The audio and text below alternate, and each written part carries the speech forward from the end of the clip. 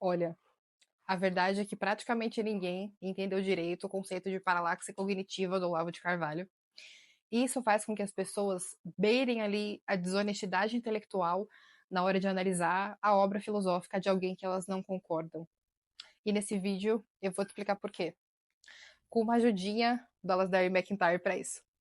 Essa semana eu comecei a ler esse livro aqui do Alasdair MacIntyre, que provavelmente eu pronunciei errado porque esse nome é muito difícil, mas basicamente é um livro sobre Edith Stein, em que ele faz uma mistura de biografia com introdução à obra dela. E logo aqui no começo, no primeiro capítulo, ele fala duas coisas que o Olavo de Carvalho também falava muito, que ele sempre repetia. Então, eu vou ler aqui para vocês rapidinho, olha só. O que é importante sobre a filosofia é o modo em que a vida informada pelas atividades da investigação filosófica e guiada por suas conclusões será significantemente diferente da vida de alguém que é como filósofo em outros aspectos, mas que não é tocado pela filosofia. Neste modo de ver as coisas, comumente defendido no mundo greco-romano antigo, as discordâncias entre filosofias rivais não são apenas diferenças no comprometimento teorético, mas também prático, com respeito à natureza do bem humano. Assim, a vida dos filósofos tem relevância filosófica. Isso aqui tá aqui, ó, logo na primeira página, no primeiro capítulo. Uma pedrada dessas. Aí aqui atrás ele continua. Pois filosofia, em nossa cultura, se tornou o nome de uma disciplina acadêmica especializada e profissionalizada. E o papel do filósofo profissional é definido e circunscrito socialmente, de modo que quase universalmente, ainda que não de modo total, não são as atividades altamente específicas de pesquisa filosófica ou as conclusões filosóficas particulares que algum filósofo defende que determinam o formato global da vida de um filósofo profissional, mas o status e a encenação, que são características de qualquer acadêmico profissionalizado. Ou seja, basicamente o que ele está dizendo aqui, ele está fazendo uma crítica ao fato de que a filosofia, desde, sei lá, o início da modernidade, passou a ser muito mais uma profissão, uma espécie de emprego como outro qualquer, envolvido em uma série de burocracias acadêmicas relacionadas à universidade, do que uma busca real pela verdade, pela sabedoria, que abarque todas as partes da vida de um filósofo. Então, desde quando a gente teve essa institucionalização da filosofia, os filósofos em geral, assim, deixaram de se preocupar, de colocar em primeiro lugar a busca pela verdade em si mesma, né? A busca do conhecimento, do desenvolvimento intelectual, da produção de conhecimento, e colocaram em primeiro lugar essas burocracias da vida acadêmica. E com o passar do tempo, isso fez com que parasse de importar se a vida do filósofo era coerente com a ideia que ele defendia. Então, do século XVIII, vai 19 para cá, é totalmente comum, não causa espanto em ninguém, não causa comoção em ninguém, uma pessoa defender publicamente uma tese, uma ideia, enfim, uma posição filosófica, qualquer que seja ela, mas na vida privada se comportar de forma completamente oposta. E tá tudo bem, ninguém acha que isso é um problema. Mas aqui na introdução do livro, o Alasdair traz esse ponto justamente para justificar porque que ele acredita que a Edith Stein é uma filósofa tão fora da curva, né, que ela, dentre os filósofos do século XX, merece essa atenção especial como filósofa, justamente porque ela fugiu a essa regra e ela teve uma vida que verdadeiramente conversava com tudo que ela defendia intelectualmente. Então não existia separação aí, existia uma unidade. Ela realmente vivia o que pregava, acreditava no que defendia e tudo era uma coisa só. E para mim, ter percebido que a Edith foi um exemplo de intelectual e de filósofa que cultivava essa unidade na vida dela, né, fez eu refletir bastante, porque existe um movimento de crítica a essa fragmentação entre obra e vida, entre pensamento e atitude, nesse nosso meio da nova direita, né? Da filosofia clássica, conservadora e tal. Mas o fato é que essa crítica é feita de maneira muito ruim, muito mal feita. São pessoas que leram o Olavo, basicamente que, além do Alazair agora, o Olavo é a única pessoa que eu me lembro, pelo menos, de fazer essa crítica no Brasil. Então essas pessoas leram o Olavo, perceberam que essa fragmentação completa entre o que uma pessoa vive na vida prática e real dela e o que ela prega publicamente, o que ela defende e tal, é um problema. Só que essas pessoas acabaram indo para o erro oposto. Elas acabaram indo para o erro de jogar fora todo e qualquer conhecimento que um pesquisador, um filósofo, um político, o que quer que seja, produza se ele tiver qualquer tipo de erro pessoal na vida dele. Então, por exemplo, eu já vi bastante gente, descendo pau no Marx, porque ele foi encostado no Engels a vida inteira, porque ele nunca trabalhou, porque na verdade ele não fazia parte da classe proletariada que ele dizia que defendia.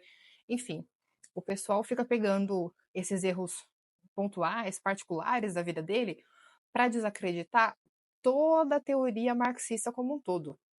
E por que isso é um erro? Porque realmente existem muitos erros, erros crassos na teoria marxista. Claro que existem. Né? A coisa toda parte de uma fundamentação errada. Assim, a cosmovisão marxista está errada, parte de um erro prévio ainda, que é o liberalismo, que já é um erro por si só. Então é claro que a coisa não poderia estar certa. Agora, porém, contudo, todavia, o Marx percebeu coisas, aspectos do sistema capitalista, do sistema econômico, produtivo e tal, que realmente eram verdadeiras. Não é porque ele partia de uma metafísica errada que necessariamente todo o resto que veio depois estava 100% errado, que nada pode ser salvado daquilo ali. Não só porque ele partiu de uma metafísica errada, mas muito menos ele deveria estar totalmente errado porque a vida dele tinha problemas. Porque, de alguma forma, ele não vivia de acordo com o que ele pregava. Nas feministas, isso é muito comum também. Eu já vi várias entrevistas dessas antifeministas desacreditando totalmente vários aspectos da teoria feminista, porque a tal da feminista que escreveu aquele livro ou que propagou aquela ideia tinha uma vida completamente oposta ao que ela defendia. Porque a feminista, sei lá, a Mary Wollstonecraft, eu não lembro agora se ela traiu o marido ou se ela teve um relacionamento extraoficial, extraconjugal o resto da vida, algo assim. Enfim, elas pegam essas coisas pontuais para pessoais da vida da pessoa para desacreditar a teoria que ela escreveu. Mas isso não é necessariamente verdade. Então, quando a gente vai usar esse argumento do Olavo de que a vida pessoal, particular de uma pessoa influencia na obra dela, a gente precisa entender o que ele quis dizer, para não cair nesse erro também de descredibilizar completamente teorias ou ideias, ou que seja, que estão certas só porque aquilo foi postulado por uma pessoa que tinha uma vida errada de qualquer forma. E a pior parte desse tipo de crítica, exageradamente focada em aspectos pessoais da pessoa, é que ela não refuta o que tem de errado na teoria em si. Isso é muito claro com as feministas, por exemplo. A Débora Dolabocol já falou isso algumas vezes. Quando a pessoa começa a criticar aspectos da vida pessoal, ela perde o tempo que ela poderia estar dedicando a explicar por que a teoria feminista está errada, quais são os pontos, teoricamente falando, que ela se engana, que ela parte de premissas erradas, enfim. Só que isso não é feito, ou pelo menos é feito de forma muito pior do que poderia, porque as meninas passam mais tempo criticando aspectos da vida pessoal das feministas do que mostrando, por A mais B, né, de forma lógica, teórica, o erro do que elas escreveram. O que o Olavo queria dizer com isso daí é que quando você vive no nível pessoal uma vida focada em buscar a verdade, em agir de acordo com o que é correto, em buscar construir as virtudes morais, né, em ter uma vida ética no nível pessoal, é muito mais provável que você acerte na construção de uma teoria filosófica, política, cultural, do que for. Quando uma pessoa vive no nível pessoal uma vida orientada para a verdade, para fazer o que é certo, para buscar construir as virtudes morais, enfim, para agir da forma correta em todos os âmbitos da vida dela, é claro que ela vai ter mais facilidade em postular uma teoria, uma hipótese, o que quer que seja, que também esteja dentro da verdade. Uma vez que você coloca a verdade como norte da sua vida em todos os aspectos, você diminui muito a chance de erros. Você diminui a chance de se enganar, de acabar sendo contaminado por algum tipo de ideologia, algum tipo de gnose, enfim, algum tipo de qualquer corrente intelectual, filosófica, cultural, que seja incorreta, em qualquer sentido. A chance disso diminui. Então, logicamente, a probabilidade de você construir uma obra intelectual que seja correta, que consiga perceber a verdade como ela realmente é, né, que esteja ali em consonância com a realidade, é muito maior. Mas isso também não significa, né, você ter essa unidade de vida, não significa que tudo que você escrever vai ser a prova de erro. Não significa que toda a filosofia que você desenvolver vai estar 100% correta. Nem São Tomás de Aquino fez isso, gente. Até ele errou. O próprio Olavo. Gente, eu amo Olavo. Eu sou olavista pra caramba desde que eu me converti, assim. Mas a verdade é que ele errou muito em vários aspectos. Tanto no campo político, principalmente, quanto no campo filosófico, enfim. Ele cometeu vários erros ao longo da jornada dele. Justamente porque ele teve uma vida pregressa. Eu sei que eu vou parecer que eu tô me contradizendo aqui, mas espera aí que eu vou explicar. O Olavo teve uma vida pregressa que foi enfiado em seitas esotéricas, em taricas, no islamismo, enfim, em tudo que é porcaria gnóstica, mística, ocultista, além de política, né, além do comunismo, que ele teve muita dificuldade de remover aquilo da vida dele.